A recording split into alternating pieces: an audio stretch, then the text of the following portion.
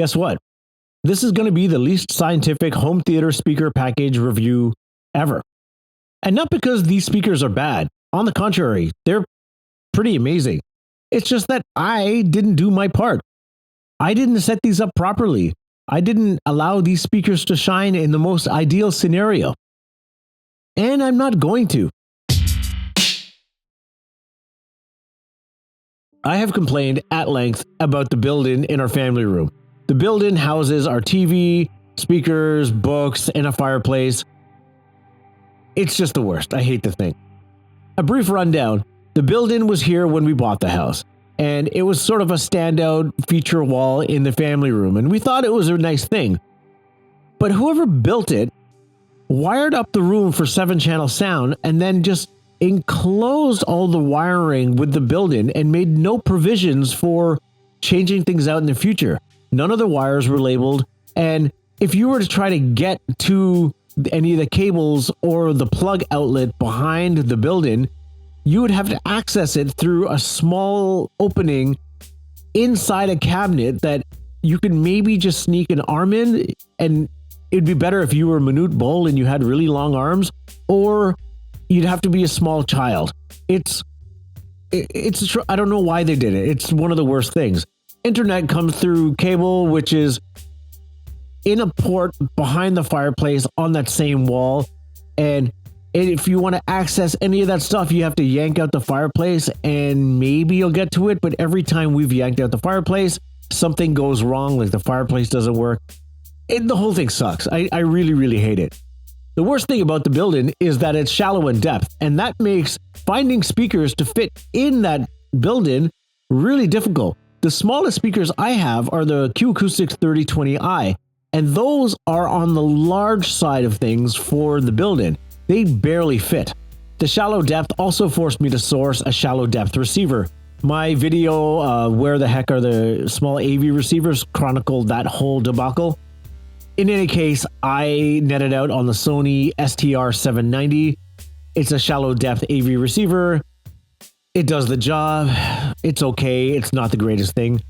The built-in also has a provision to hang a TV, and the largest TV that we can fit in that space if you want to have electronics below is 50 inches. The family room, incidentally, is about 25 feet long by 15 feet wide. It's fairly big. At the viewing distance, I think it's about 20 feet back from the TV. A 50-inch TV is way too small. Needless to say, it's been struggle city trying to find speakers that fit in and on the shelves of that stupid built-in.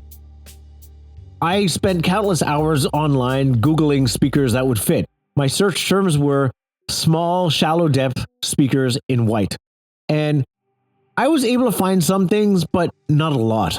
What I ended up doing was using the Q Acoustics 3020s as my fronts and the 3090 Ci as the center channel speaker. That did the job, but I couldn't find any other surround speakers, and Q Acoustics doesn't have any shallow, slim wall mountable speakers in the 30i range.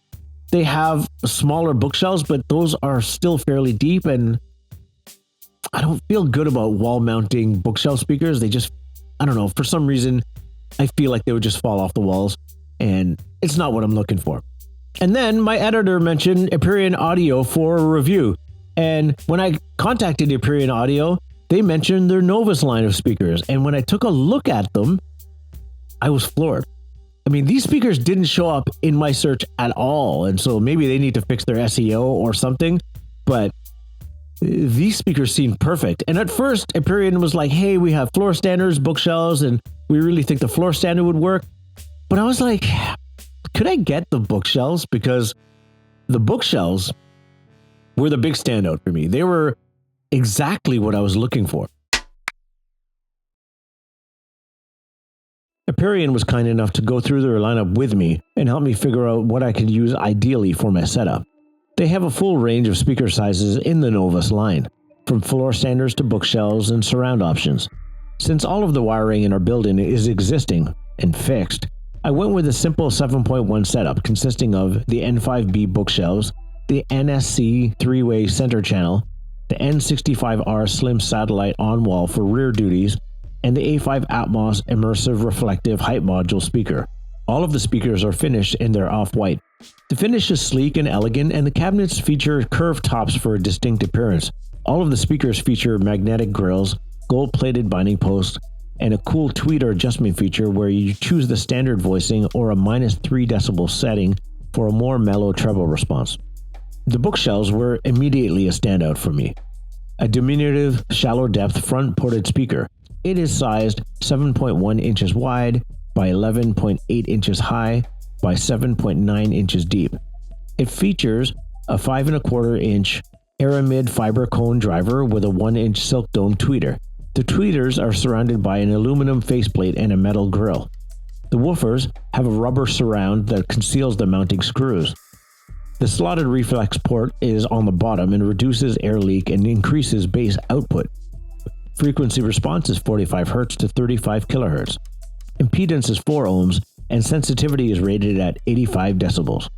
The impedance and sensitivity ratings did give me pause, especially given the relatively low-powered receiver they would be paired with. They fit perfectly into the shelves with just enough space around them. The center speaker comes through with two 5.25-inch woofers mated to the same tweeter, but it adds a 4-inch aramid fiber mid-range driver to the mix. Frequency response is 55 Hz to 35 kHz. Impedance is 4 ohms and sensitivity is again 88 decibels. The N6 SR Slim Satellite deviates with a 6.5-inch driver and a sealed box design. These are the ones I chose to wall mount. Frequency response is 60 Hz to 35 kHz. Impedance for these is 4 ohms and sensitivity is 86 decibels. And lastly, the A5 Atmos height speaker rounds out my selection. It utilizes a concentric design with a tweeter sitting inside the woofer. I place these on the top shelf pointing inward.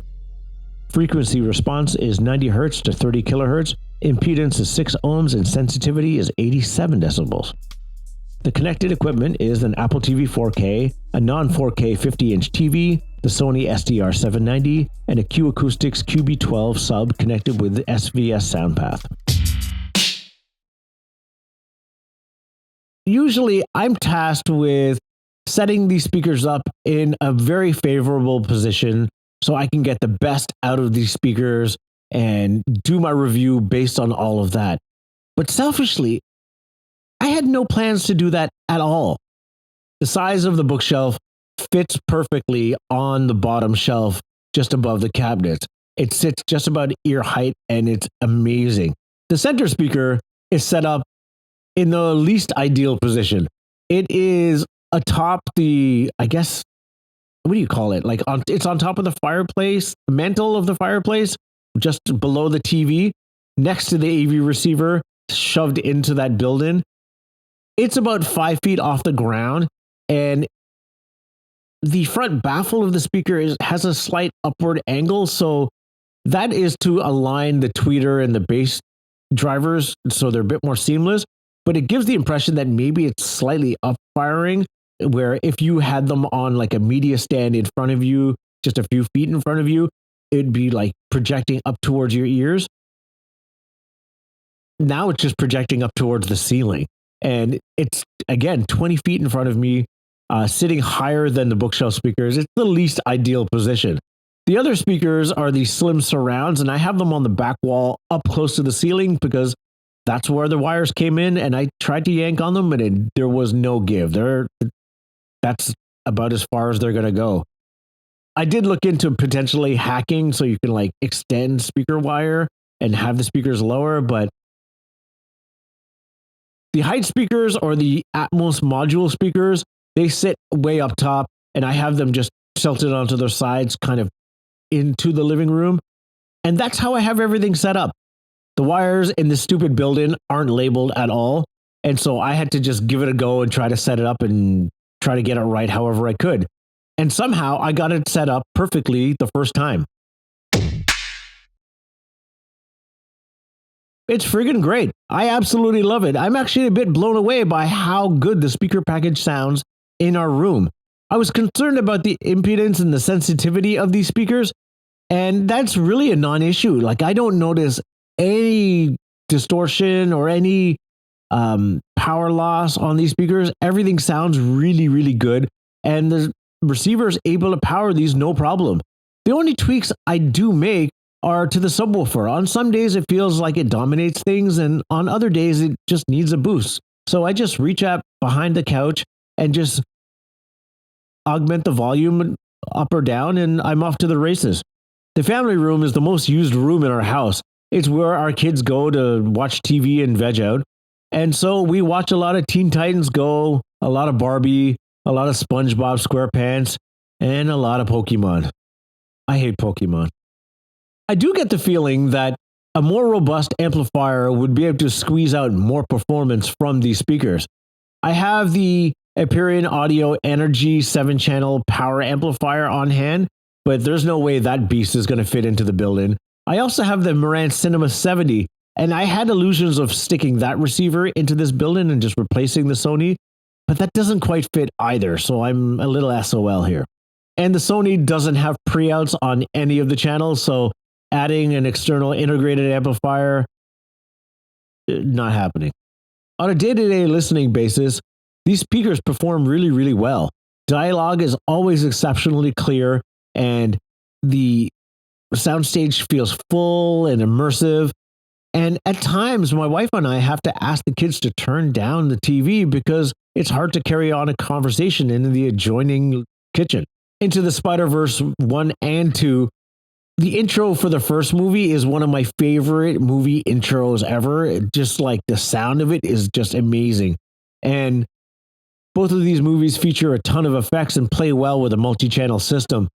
The Novus system conveys and separates all of the effects wonderfully, and the dialogue remains crisp and clear.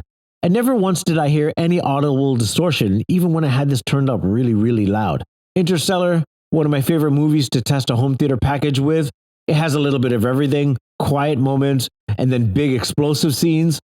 And one thing I noticed was dialogue, even with a lot of stuff going on, really came through nice, crisp, and clear, especially in the lower registers where I thought a little bit of that would be missing with smaller speakers.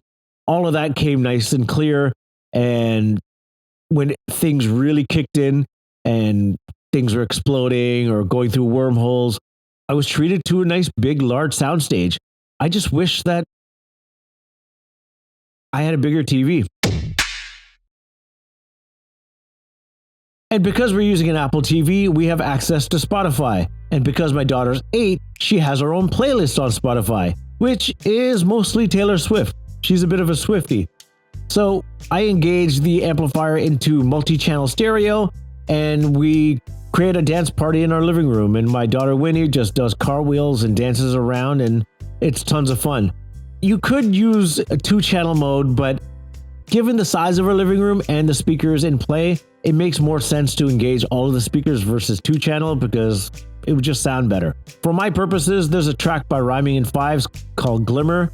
It's a beautiful ambient-ish track, and it's all the feels played with this system and just plop down on the living room couch, taking it in. At the end of the day, the fact that I didn't set these up properly or in the most ideal situation didn't matter one lick. They're amazing speakers and they sound it. And it's really, really good value for the money. And if you're looking for a speaker package that doesn't cost an arm and a leg, this is the one. And if you like this video, please consider liking and subscribing. I'd really appreciate it.